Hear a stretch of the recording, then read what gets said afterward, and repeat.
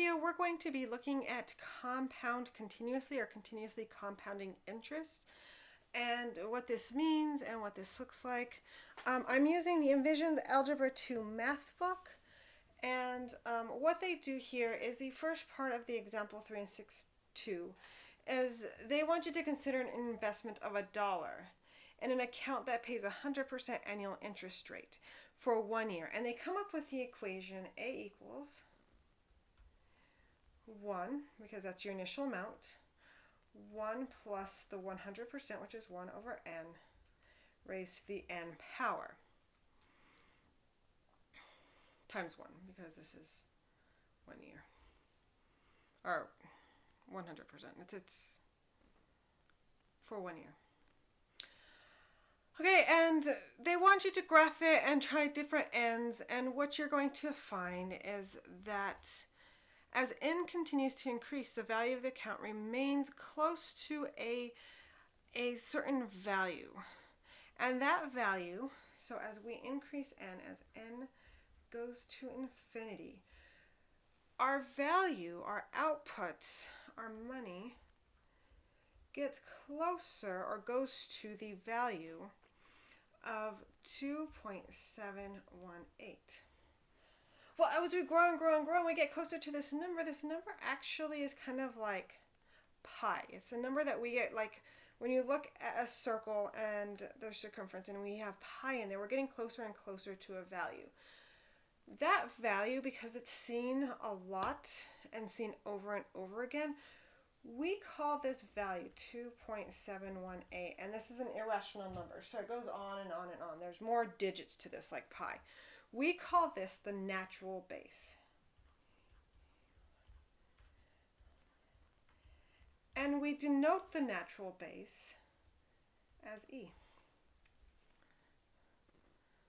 So the special number is called the natural base, and the representation is, it's actually kind of a fancier e than what I drew, but it is just e. It's known as Euler's number, E-U-L-E-R, number. He's the one that found it. It's a natural base, and so we use e. So the natural base e is defined as the value that the expression, so the expression 1 plus 1 over n to the nth power approaches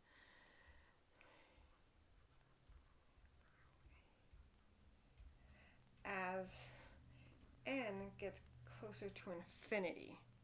It's an irrational number, so to pull this out a little bit further, we have e equals 2.718288284859, and it keeps going just like pi forever and ever. And the number e is the base of the continuously compounded interest formula. So if I'm making this right here, let me change the colors, this right here, I'm saying is e. Then what I'm going to do here is I'm going to have a equal to my principal amount that I put in there, e to the r t, where r is my annual interest rate. Because remember, here we're multiplying by 1. We're multiplying by our interest rate. And r is going to be the annual interest rate times the time in t years. All right, so this is still the rate. This is still the rate that we were using. This is still the rate that we're looking at. So if I were to take this and I were to say 1 for the dollar that was given me, e to the 1 power for the 1 year, because my rate was 100, we'd still get that e. So compounding continuously. So if you continued the table for n equals 1 million, would the value of the account get closer? It does get closer and closer to e. If I go to infinity, it gets closer and closer to e. So let's see this as an example. So Regina invests $12,600 into an account. So her principal that she's investing is $12,600. And that earns 3.2 annual interest rate. So my rate is 0.032. It's compounded continuously. What is the value of the account after 12 years? And then they want us to round our answer to the nearest dollar. All right, so we're going to use the compounding continuous formula. So A equals P e to the RT. My principal was $12,600. E is Euler's number. My rate is 0.032, and we're looking at this over 12 years. So I should put T equals 12. All right, cleaning this up, we get 1,02600 e to the 0.384. Your calculator does have the natural base button. It is right before the natural log, right above it. It's usually a second natural log to get you that, or you could hit second and your division. That also is a natural base. So what you'll get is approximately, because it's not exact, we have an irrational number being multiplied to a rational number, which would make this irrational.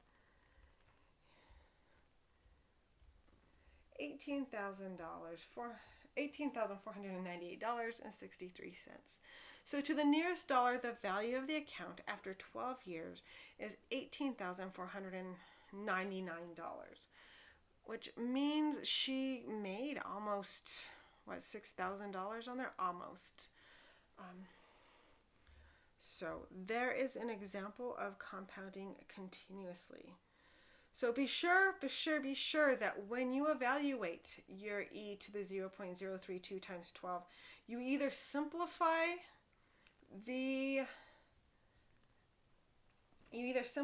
exponent or use parentheses to ensure that your natural base is raised to the entire product. With TI-83 calculators, you will have to use those parentheses. With TI-84, they actually already bump it up into that exponential place, and so you don't have to really worry about using the parentheses, but you do on a TI-83 calculator, and both are acceptable.